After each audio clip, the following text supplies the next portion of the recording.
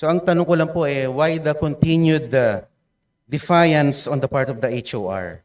Parang tayo po ay tila nagmamatigas. Samantalang ang Korte Suprema at ang ating co-equal body ng Senado ay tumalima na sa sinabi ng ating Korte Suprema.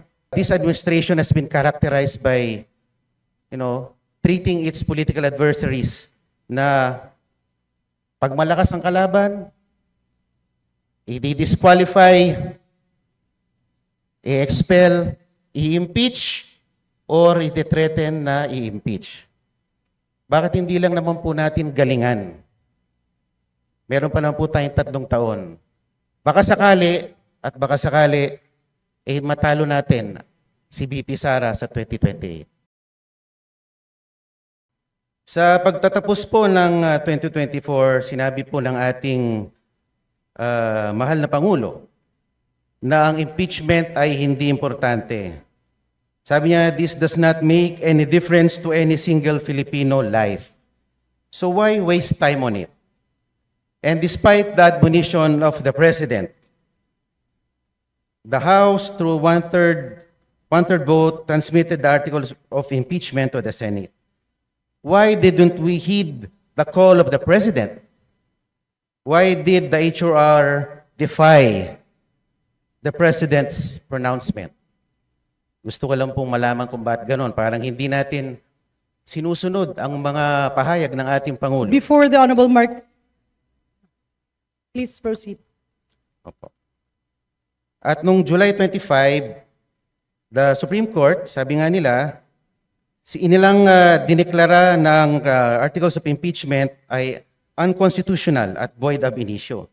At pagkatapos noon ay nakarinig tayo ng mga pahayag mula sa House members na tila baga tinatakot ang ating mga maestrado na pwede kayong ma-impeach din tulad ng Vice President. And despite the motion for reconsideration submitted, the Supreme Court, through a press briefer, reiterated that the decision is immediately executory, notwithstanding the MR. And the Senate accordingly adhered to the decision by archiving the articles of impeachment. So ang tanong ko lang po why the continued defiance on the part of the HOR? Parang tayo po ay tila nagmamatigas. Samantalang ang Korte Suprema at ang ating co-equal body ng Senado ay tumalima na sa sinabi ng ating Korte Suprema. Alam naman po natin that the Supreme Court is the final arbiter on all disputes and controversies pertaining to constitutional issues. And the decisions released by the Supreme Court form part of our legal framework, form part of our legal system sa ating bansa. Dapat po nating galangin ang ating co-equal branch. Sinabi din po ng Pangulo sa isa sa kanyang mga panayam at huli-huli sa kanyang sona na ang Pilipino ay sawa na sa sobrang pamumulitika. So, buti pa ang ating Pangulo aware dito. At siyempre, kamakailan ay meron pong ibinalita na meron na naman pong Quadcom version 2.0. Alam naman po natin ang Quadcom ay nagagamit bilang political persecution more than a tool for legislation. At pinakita pa nga po ng Quadcom sa kanilang performance last year that it assumed judicial and prosecutorial roles, which is beyond the ambit of its legislative function. Mr. Speaker, the continued defiance of the House of Representatives has been truly remarkable.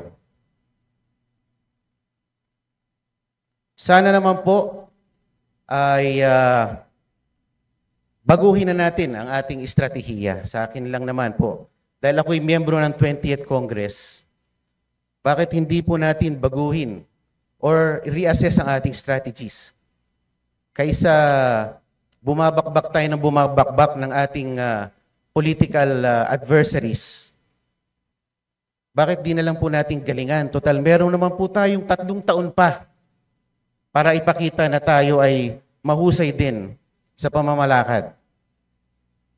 Ang akin lang naman po, this administration has been characterized by, treating its political adversaries na pag malakas ang kalaban, i-disqualify, i-expel, i-impeach, or i-threaten na i-impeach. Bakit hindi lang naman po natin galingan?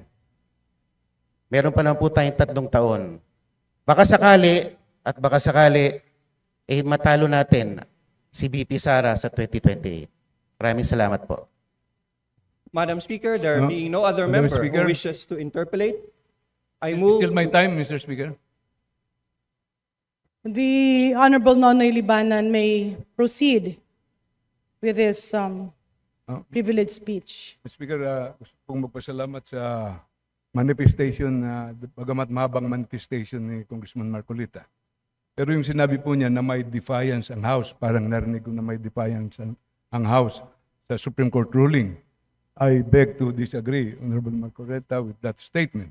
Wala pong defiance ang House of Representatives. May motion for reconsideration po tayo. At kung sakali, I don't think ang House ay hindi susunod kung final and executory na ang ruling ng Supreme Court. Pero may oras pa tayo. At ito, ang chamber na ito ay ang precise venue to air our grievances. We represent all the people here, especially we in the minority. Ito yung mga bagay na dapat ilabas po natin dito. Because this is our constitutional duty. Obligasyon natin proteksyonan ang ating duties and obligations. As a House, obligasyon po natin palakasin ang House of Representatives dahil ito po isa sa matibay na pagbalansin ng power. Kung sobrang tapang ang Supreme Court, sobrang tapang ang Executive at mahina ang House, palagay niyo po ba tatayo ang ating bansa? Kaya lahat po tayo obligasyon patibayin ang kanya-kanyang mga sinumpaang tungkulin. May duties and obligations po tayo at kahit po masakit, kahit mahirap, kailangan natin ipaglaban ang ating konstitusyon. Yan po ang napakahalaga sa lahat. Maraming salamat po, Madam Speaker. Maraming salamat po sa aking mga kasamahan po. And if I may move, Madam Speaker, I would like to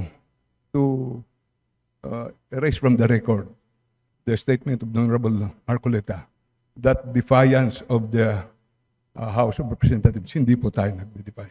So move, Madam Speaker. There is a motion to delete from the records the statement, "The House is in defiance." Do I hear that right, Minority Leader? So any attribution to the statement of the Honorable Marcoleta stating that the House is in defiance of the Supreme Court ruling is hereby deleted. Majority Leader. Mr. Speaker, I am amenable to substitute the word defiance if the body will so allow. With the permission of the Majority Leader, Madam Speaker. the It was my time. He was only availing of my time. yes. The honorable gentleman has not been recognized and have not taken my seat, Madam Speaker.